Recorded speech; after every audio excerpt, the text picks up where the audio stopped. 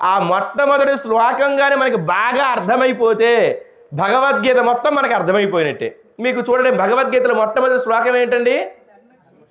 ధర్మక్షేత్రే కురుక్షేత్రే సమవేత యుయుత్సవ కర మామక పాండవాశ్చైవ కిము కుర్వత సంజయ. ఒక మహారాణి గారు పిలిచారండి ఒక పండితుడికి, నాలాంటి ఒక అజ్ఞానికి పిలిచి అయ్యా భగవద్గీత చెప్పండి అని అన్నారు. అంటే ఆయన ఏదో పుస్తకం తీసి ధర్మక్షేత్రే కురుక్షేత్రే అని అన్నాడు. ఆ రాణిగారు అన్నారు, ఆపియండి మరి భగవద్గీత నాకు అర్థమైపోయింది అన్నారు. మొట్టమొదటి శ్లోకం అచ్చా, మొట్టమొదటి పాదం అందులోని కూడా కాదు, మొట్టమొదటి శ్లోక పాదంలో ఉండినటువంటి సగభాగం ధర్మక్షేత్రే కురుక్షేత్రే సమవేత యుయుత్సవ కదా. మరి సమవేత యుయుత్సవ కూడా కాదు, ధర్మక్షేత్రే కురుక్షేత్రే అని చెప్పేసరిగా మహారాణి గారు పుస్తకం మూసేయను అన్నారు. నాకు భగవద్గీత మొత్తం అర్థమైపోయింది అన్నారు. నాకు అర్థం కాలేదు. ఏమిటి అర్థమైంది చెప్పండి? ఆ మహారాణి గారికి అన్నారు. అంటే ఆవిడ చెప్పారు, ధర్మక్షేత్రే కురుక్షేత్రే, క్షేత్రము అంటే స్థలము అని అర్థం అండి. క్షేత్రము అంటే పుణ్యక్షేత్రాలకే క్షేత్రము అని కాదు, క్షేత్రము అంటే స్థలము అని అర్థం. ఇప్పుడు ఇక్కడ మనం ఉన్నాం, ఇది క్షేత్రమే అంటే ఒక స్థలము. నేను మా ఇంట్లో ఉన్నాను, అది ఒక స్థలము, స్థలానికి క్షేత్రము అని పేరు. ధర్మక్షేత్రే కురుక్షేత్రే కదా, ఇందులో 2 క్షేత్రాలు ఉన్నాయి, క్షేత్రే కదా.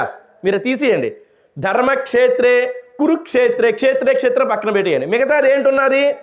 ధర్మం కురు అని ఉన్నది, అవునా కదా? అంతే, దాని భగవద్గీత మొత్తం అంతే. ధర్మం కురు అంటే అర్థం ఏమిటి? చెయ్యు అని అర్థం. ఏమిటి చెయ్యాలి? ధర్మం చెయ్యాలి. ఎక్కడ చెయ్యాలి? క్షేత్రే ధర్మం కురు. ఎక్కడ ఏ స్థలాలలో అయితే నువ్వు ఉంటావో ఆ స్థలానికి సంబంధించినటువంటి ధర్మాన్ని నువ్వు ఆచరించు, అంతే. క్షేత్రే ధర్మం కురు. ఇప్పుడు నేను ఇక్కడ ఉన్నానండి, ఇక్కడ ఉన్నాను కదా. ఇప్పుడు నాకు ఇక్కడ ఉండేటటువంటి నా ధర్మం ఏమిటి? ఉపన్యాసం చెప్పడం నా ధర్మం. కాబట్టి నేను ఉపన్యాసం చెప్పాలి. ఇప్పుడు నేను మా ఇంట్లోకి వెళ్ళి నా భార్యని నా పిల్లల్ని కూర్చుని పెట్టుకుని ఉపన్యాసం చెప్పాను అనుకోండి, నువ్వు ఇంటికి వస్తే తొంతామంటారు వాళ్ళు.